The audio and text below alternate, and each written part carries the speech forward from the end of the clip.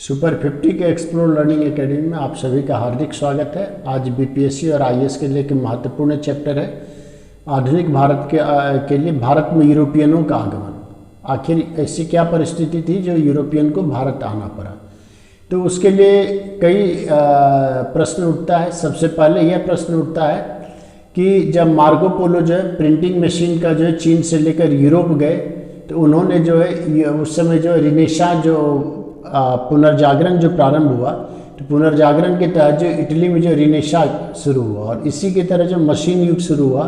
और मशीन युग में जो है कच्चे माल की आवश्यकता थी और बाजार की आवश्यकता थी। इसलिए जो है एक बाजार की ज़रूरत थी जिस बाजार की तलाश थी यूरोपियन को और वह बाजार की तलाश में जो निकल पड़े। दूसरा कारण यह है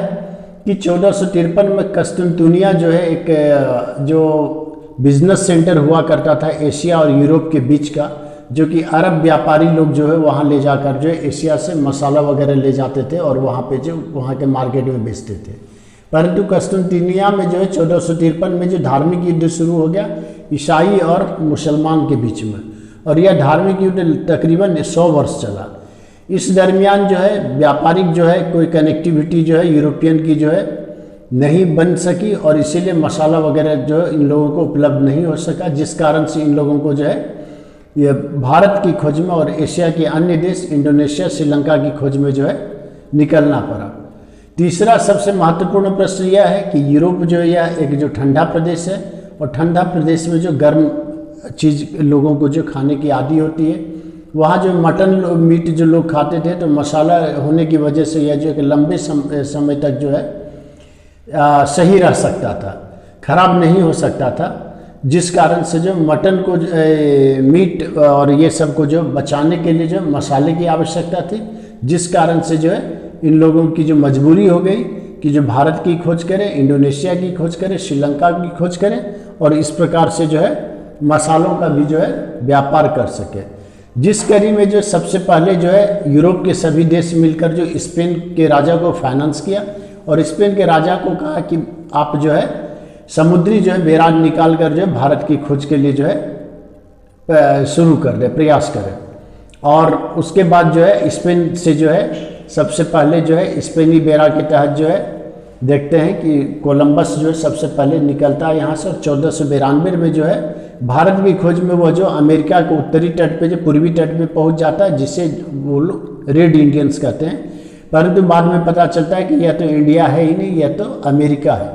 क्योंकि जो भी भौगोलिक स्थिति और परिस्थिति और नाम जो उल्लेख किया जा रहा था वह जो अमेरिका में उपलब्ध नहीं था। उसके बाद जो है फिर जो बार्थोलोमेव डियांज जो है भारत की खोज में निकला, परंतु वह आशा अंतरिक्ष जिसे कैप ऑफ गुड कहते हैं, गुड हॉप कहते हैं, जो कि दक्षिण अफ्रीका का पॉइंट है, लास्ट पॉइंट है दक्षिण का, वहाँ पहुँचा। फिर वहाँ से वो वापस आ गए, वो भी भारत की खोज नहीं कर सके। और स्पेन का जो कॉम्पिटिटर मेन कॉम्पिटिटर था पुर्तगाल, जो क्या खुद जो है अपने ही वहाँ का राजा जो खुद जो फाइनेंस की और खुद फाइनेंस करके जो वास्को डिगामा को जो है भारत की खोज के लिए भेजे। और इस प्रकार से जो वास्को डिगामा 17 मई 1498 को आशांतरित होते हुए जो वो भारत की खोज कर ली। वहाँ पे जैसे ही अरब सागर में पहुँचे तो गुजराती व्यापारी जो है, गुजराती नाविक जो इनको मदद किए और इन्हें जो है कालीकट जो केरला में पड़ता है वो पश्चिमी तट पर, वहाँ जो इन्हें पहुँचाया। वहाँ का राजा जमोरिन था, जमोरिन ने इनका जो स्वागत किया, परंतु जो दूसरे व्यापारी थे अरब के व्यापारी और अन्य व्यापारी वो इनसे इस बात से काफ़ी नाराज हो गए। परंतु जब जमोरिन ने इसे जो काफ़ी स्वागत किया और इन्हें जो जड़ी बूटी मसाला सब ले जाने का जो परमिशन दे दिया, तो वास्को डिगामा जब वो मसाला लेकर गए और यूरोप के मार्केट में जब उसे उन्होंने बेचा तो वह 60 गुना ज़्यादा कीमत पर जो यूरोप के मार्केट में बिका, जिससे जो इनकी जो और जो इच्छा बढ़ गई और दोबारा जो फिर जो वास्को डिगामा जो है 1502-3 ईस्वी में आते हैं और उसके बाद जो ये जो फिर जमोरिन से जो है परमिशन लेकर कालीकट में जो अपना जो व्यापारिक सेंटर शुरू कर देते हैं। इस कड़ी में जो सबसे पहले जो है गवर्नर जो है पुर्तगाली ईस्ट इंडिया कंपनी के लिए जो है फ्रांसिस्को डा अल्मीडा आता है, जो कि 1505 से 1509 तक भारत में रहता है और वह जो है अपना सेंटर जो है यहाँ पर कोचीन को बनाता है। कोचीन को सेंटर बनाने के बाद वो जो ब्लू वाटर की पॉलिसी लाते, शांत जल नीति, जिसके तहत वो जो है वहाँ जामोरिन और अन्य राजा से मिलकर कहते हैं कि समुद्र के किनारे में जो कोई भी तरह बिल्कुल शांति बना रहना चाहिए, और इसके लिए जो हमारा जो है नाविक जो है, हमारा जो शिप जो है वो जो हमेशा मूव करते रहेगा, और कोई भी अगर बाहरी नाविक या जहाज आता है तो उसको जो है इधर प्रवेश का अनुमति नहीं दिया जाएगा, क्योंकि वो नहीं चाहते थे कि पुर्तगाली के अलावे और कोई उनका कॉम्पिटिटर यूरोप से यहाँ पहुँच जाए और उनकी जो है कंपटीशन बढ़ जाए, जिस कारण से जो है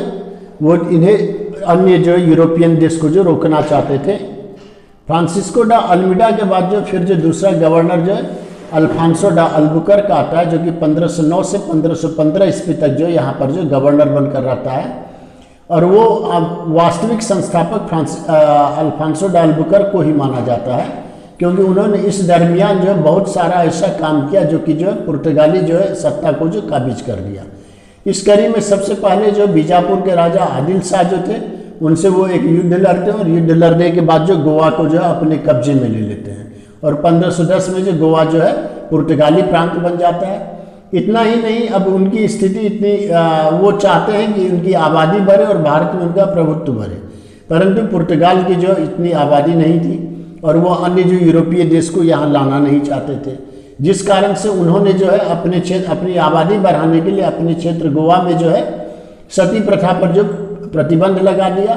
और उन्होंने इस प्रकार से यह सोचा कि जो भी महिला सती होने से के बाद जो नहीं सती होगी, जो बच जाएगी, विधवा रह जाएगी, उसके साथ जो है पुर्तगाली जो विवाह संबंध करेंगे, विवाह संबंध करने के बाद अपनी आबादी बढ़ाएंगे, और इस प्रकार से जो पुर्तगालियों की संख्या बढ़ेगी और हमारा जो सत्ता काबिज होगा।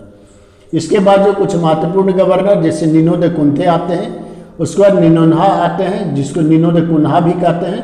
और वो यहाँ पर जो 1529 से 1538 तक रहते हैं। उनके समय में दूसरा वास्तविक संस्थापक उन्हीं को माना जाता है, क्योंकि उन्होंने 1530 ईस्वी में जो गोवा को जो है राजधानी बना दिया, कोचीन की जगह पे जो गोवा अब जो राजधानी बन गया। और इनके समय में जो है बहादुर शाह जो कि गुजरात के शासक थे, उनसे उन्होंने 1534 ईस्वी में दामन दीव और बस्सिन ये तीनों जगह जो है आधिपत्य कर लिया। इसी दरमियान जो हम देखते हैं पुर्तगाली के बाद जो दूसरा कंपनी भारत पहुंचता है वह डच ईस्ट इंडिया कंपनी है, जो क्या जो है हॉलैंड का रहने वाला था, जो कि 1602 में यहाँ आया, और वह जो एक कॉम्पिटिटर बन के जो है पुर्तगाली का जो है तैयार हो गया। और ऐसा देखते हैं कि 1661 ईस्वी में ये डच जो है पुर्तगाली जो उपनिवेश जो बॉम्बे में था उसको जो उन लोगों ने कब्जा जमा लिया, परंतु पुर्तगाली बहुत ही होशियार थे, क्योंकि तुरंत बाद ही जो 1608 में जो अंग्रेज यहाँ आते हैं, ईस्ट इंडिया कंपनी आती है, और 1661 ईस्वी में जब पुर्तगाली राजकुमारी का विवाह अंग्रेज इंग्लैंड के जो राजकुमार चार्ल्स द्वितीय से होता है, तो वो जो बॉम्बे को दहेज में जो है इंग्लैंड को देते हैं, और इंग्लैंड जो उसके बाद इंग्लैंड का राजा जो है ईस्ट इंडिया कंपनी को 10 लाख पाउंड पे जो है बॉम्बे जो है इनको जो है पट्टा पे दे देता है, रेंट पे दे देता है, और उसके बाद जो है ईस्ट इंडिया कंपनी जिसको जो है बॉम्बे को जो डच से जो अपने कब्जे में ले लेते हैं। तो यह जो है आज का जो पहला चैप्टर था। धन्यवाद। अगर वीडियो अच्छा लगा तो लाइक करें। नेक्स्ट चैप्टर जो कल मैं आपको बताऊंगा।